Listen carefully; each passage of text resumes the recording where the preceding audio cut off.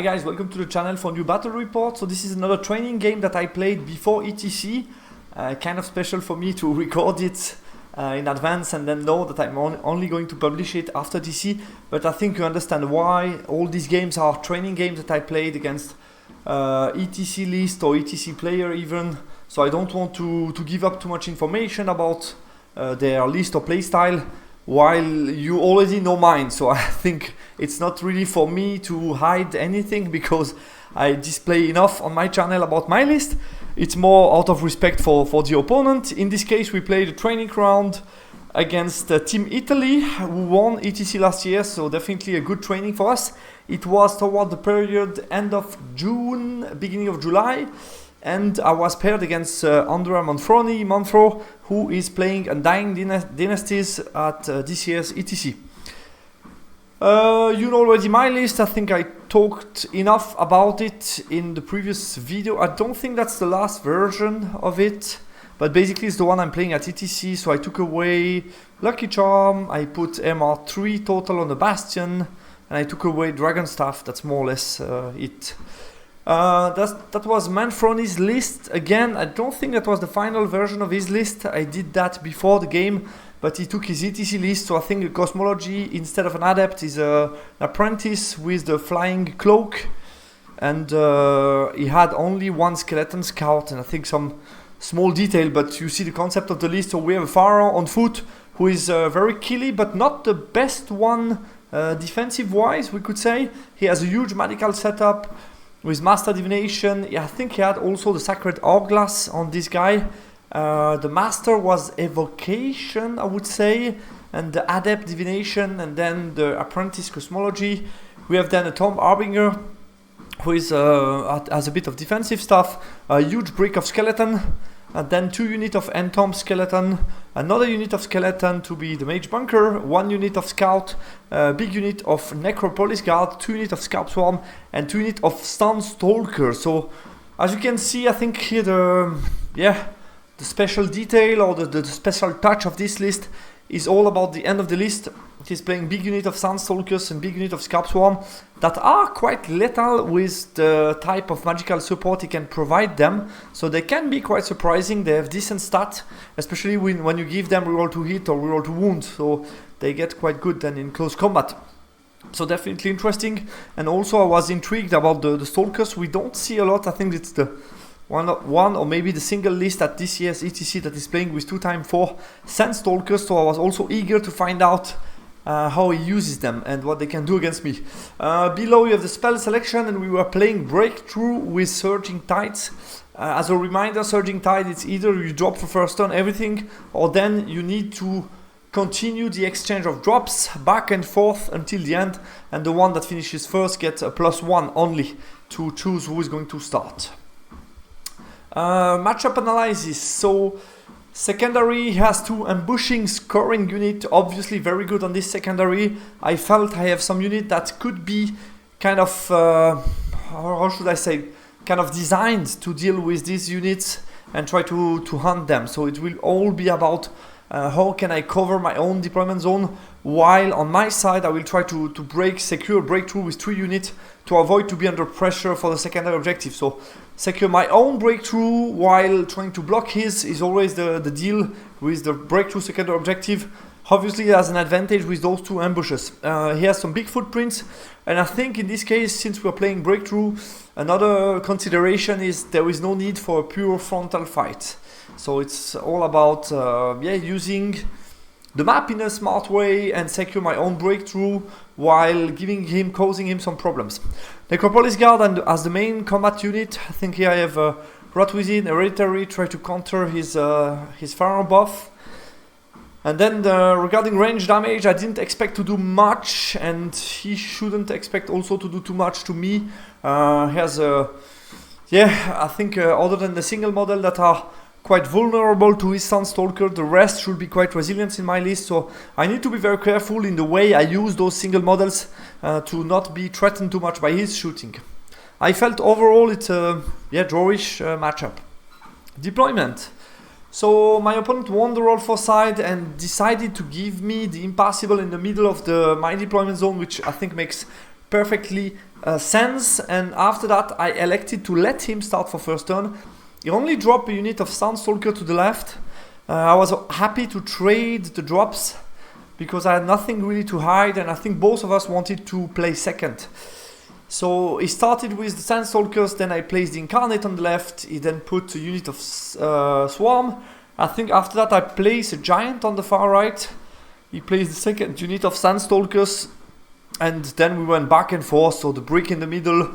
Here you have Necropolis Guard with the Mage and the BSB. Here we have the Pharaoh within the big block of skeletons. And behind you have the other Mage within the bunker. And on my side you have Torque Anointed on the far left. Vassal Levies in the back. Incarnate, unit of Lugar. The Bastion, the other unit of Blunderbuss. And on the right only my two single models, so Overlord and Giant. Let's move on to my turn 1. So I elected to push on the left. So yeah, I forgot to mention, he finished before me and he had the +1, and he rolled high enough to elect me to start the game. So I, at least it's not really what I wanted. I would have preferred to play second, but at least I can push and try to get some ground control. So I push heavily towards the left middle. I realized quickly that I want to stay as long as possible out of those guys' shooting range. I think in hindsight it's not totally the best choice. I could have also tried to stay more central together between the Overlord and the Giant to try to stop him going on the hill, and in case he wants to get a shot that I can threaten with multiple charges. I think that would have been the right choice. I also felt that the Overlord somehow needs to be a threat for the Pharaoh. That could be a problematic for me if he goes especially against the Bastion. So that was also one of the reasons here, but I kept basically out of his shooting and march range of the Stalker on the right. In the Magic Phase, got a Breast Weapon, kill 5 guards, and I also got Rot Within on the guards here in the middle. His turn, he pushed towards me. Yeah, he pushed forward with pretty much everything. Instead of the left, the left flank, basically he retreats slightly, move also back with the unit of Swarms. So wanted to give him a bit breathing space so that I need to push multiple turns and basically use the Necropolis, try to zone also my left flank. In the Magic Phase, he got 2 times buffs on the Skellies and was able to heal his Necropolis guard back to full. And I dispel Touch of the Reaper on my Overlord. My turn 2, I push slightly on the hill, he pushed behind the wall. But I felt, yeah, he was easily going to get some good charge range here. So I couldn't push that much with the Incarnate, which wasn't exactly what I wanted. I expected to be able to put more pressure on the left flank. And basically I needed to wait more. Retreat slightly the Overlord to be ready to counter him. But still I wanted to stay out of the shooting range. And the same with the Giant.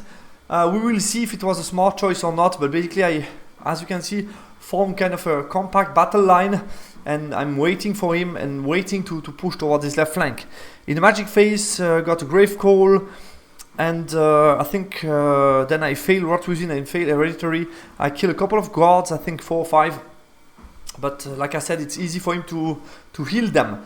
Turn 2, so he got the ambush on the ground, uses one of them. He debated a bit. The safe choice would have been to ambush the 2 units of Skellies on the far right. Here instead he elected to use one to chaff 2 units. I think that was easily avoidable for me.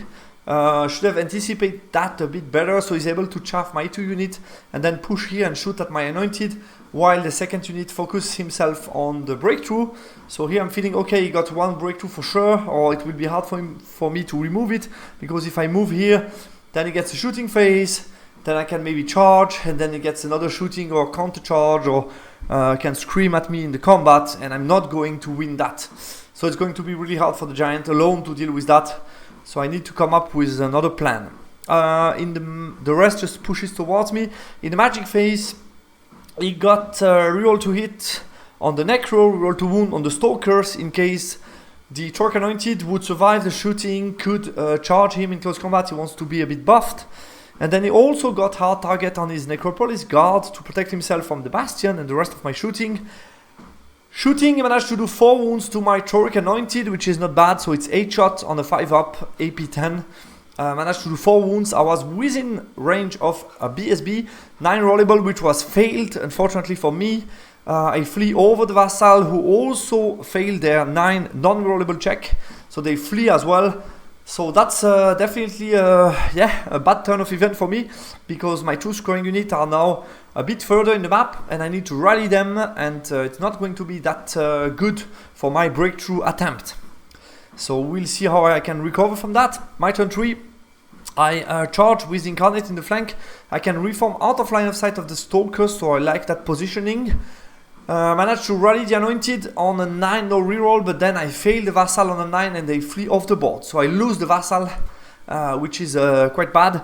I then place my Overlord in a position to get multiple counter charge, support my unit, and also zone those guys. If they want to shoot, they will get charged by my Overlord.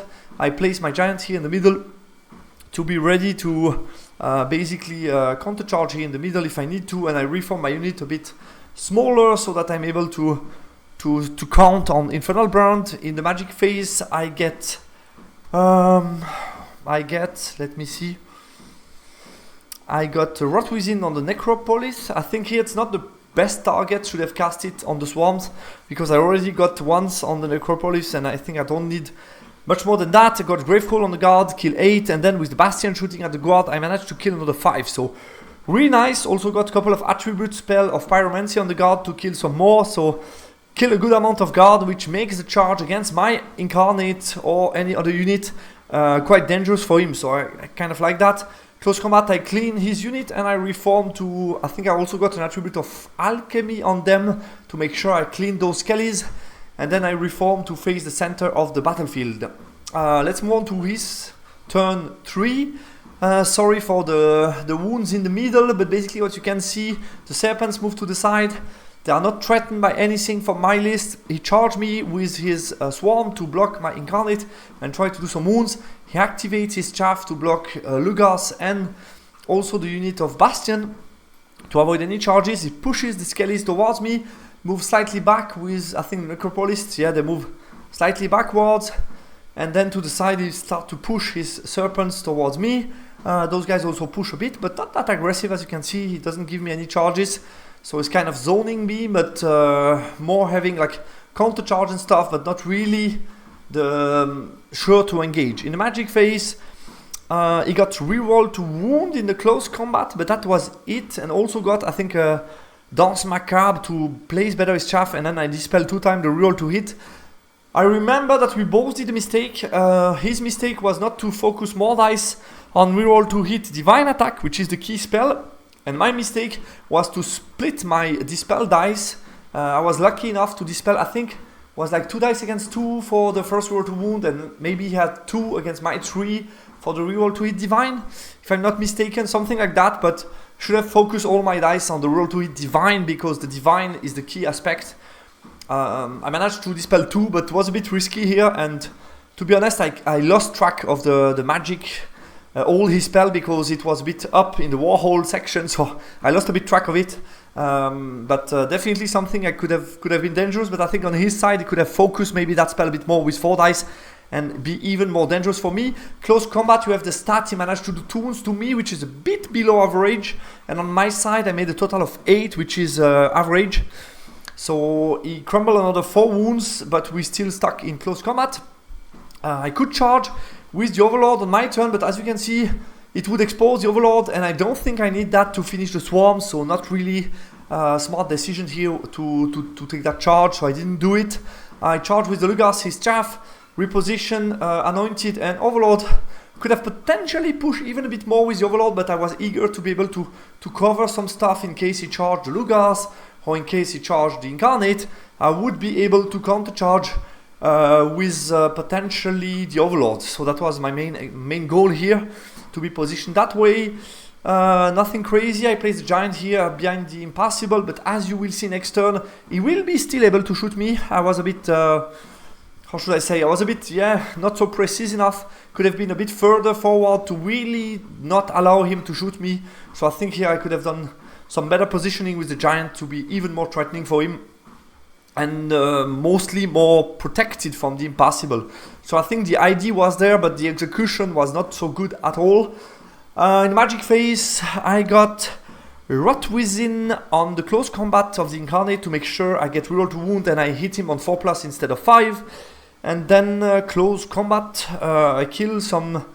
Yeah, I think I killed between the breast weapon and the shooting. I was within 12. I was able to kill like 10 skellies.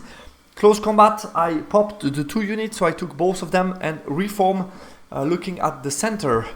His turn 4, he will move the serpent down the south and get a clean shot with everybody against my giant. Yeah, obviously don't care about cover, but I could have done that a bit better. Not sure at all that my reform of the Incarnate was the best one, because it's still able to get safe spot on the top of the map, and that's the key area where I want to push, and I'm not going to be able to do it quickly, so not so happy about that idea for me to look that way. Maybe I should have been able to look up to basically block all this zone and force him to retreat that way. I think I could have done something different, but I wanted to maximize the zone here and basically to threaten him with multi-charge of the guys on the hill plus the Incarnate against this guy and force him to move back. But yeah, I'm not sure that was the best decision for me. In the magic phase, also, yeah, worth mentioning, he passed the mark check of the serpent, but I think didn't matter that much. Magic phase, he got reroll to wound on the necro and reroll to hit divine, so he's healing himself and also gets so many buffs that I can't charge anymore. Yeah, I had I think a 10 rollable from the Lugars, and those guys were like middle charge, but yeah, I cannot charge against a healed unit with so many buffs. And even without the buffs and the heal, not sure it was a charge that I could really take, because my chaff, I don't have any chaff available. If I fail any of the charge, that would put me in danger and force me to flee, so it could be risky. So it's really hard for both of us, I think, here to break the standoff. And since he is getting an advantage on the secondary, he doesn't feel the need really to take more risk.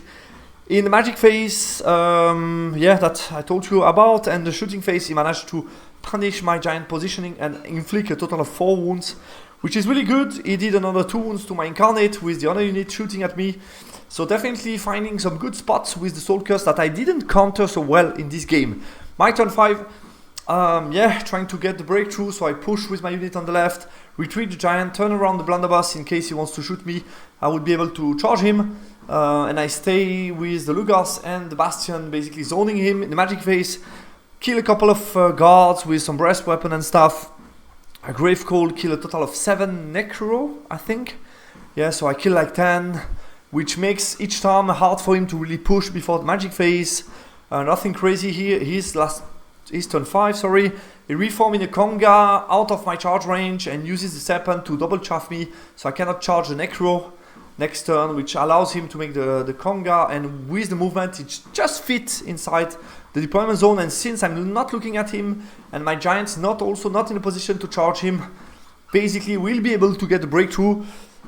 I think he could have done better, but no matter what, he could have used the Serpent in a column to avoid. I think he could have chaffed me with the Serpent here on the left, so he would have potentially threatened him with my charge here, but I think, yeah, even that, I think here I made some unoptimal plays to threaten this conga line, so that's a bit disappointing. The Serpent stayed more or less here, and the rest just moved slightly back. In the magic phase, he got rid of 2 hit on the Serpents here, and also rolled to wound, I guess.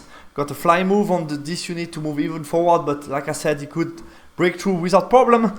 Shooting, he managed to do 3 wounds to my Anointed and get half point.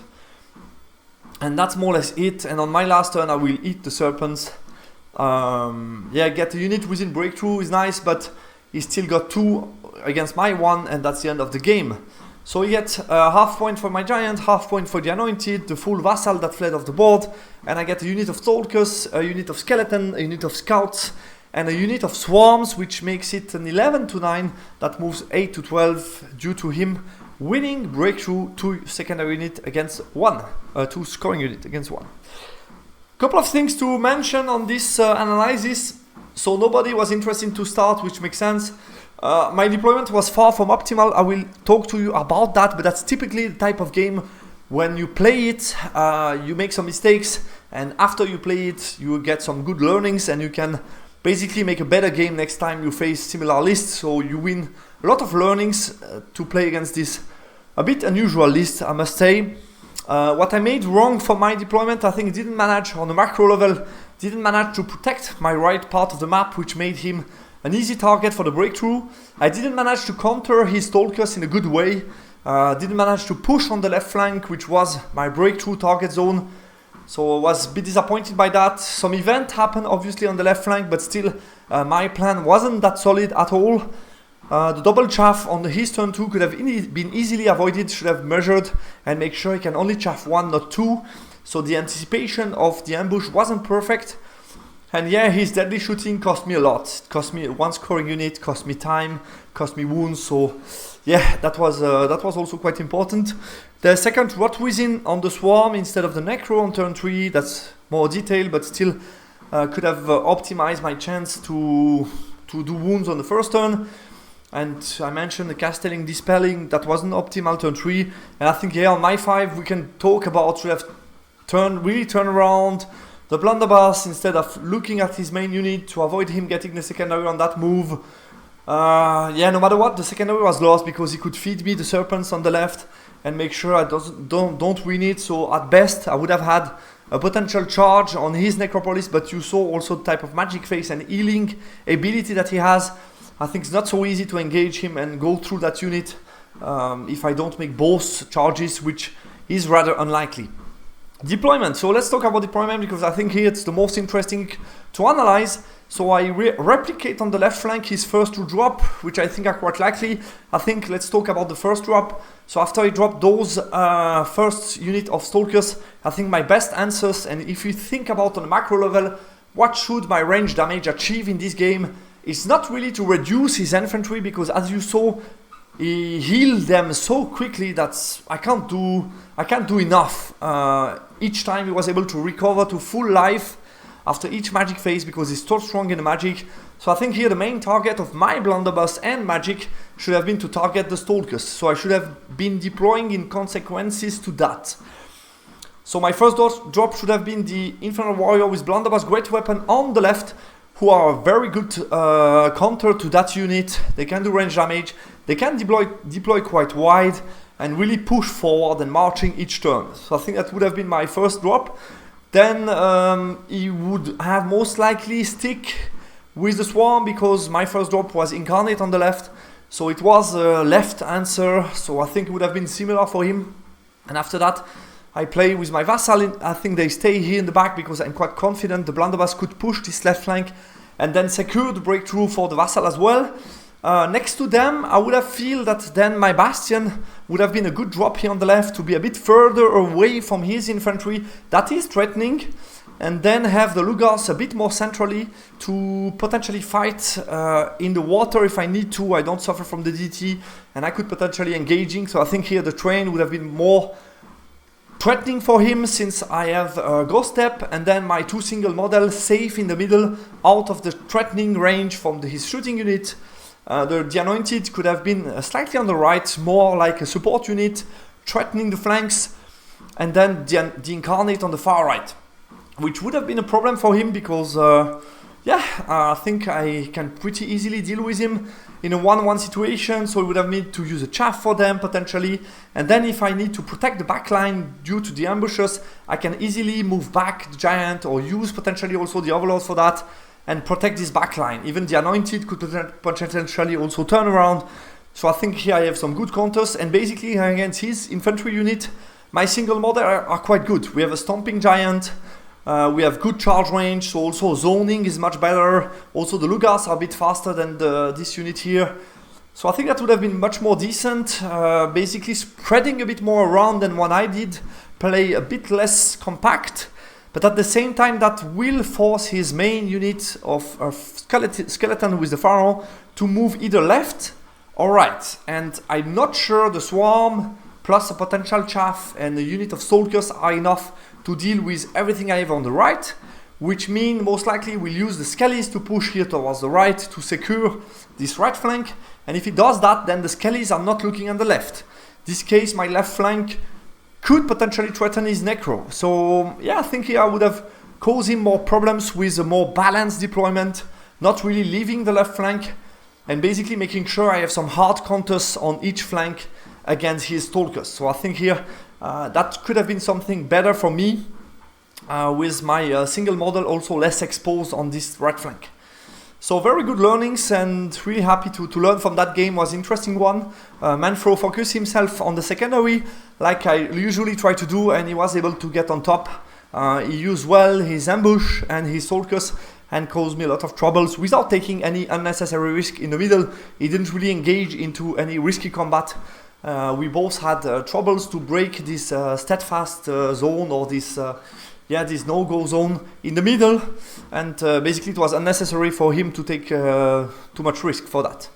So very interesting. I thank him again for the game. Thank you, Manfro, in case you watched that battle report. Thank you guys for watching the battle report. Don't hesitate to react in the commentary section if you want to, and I will talk to you soon for another preparation game pre-ETC. Take care, bye.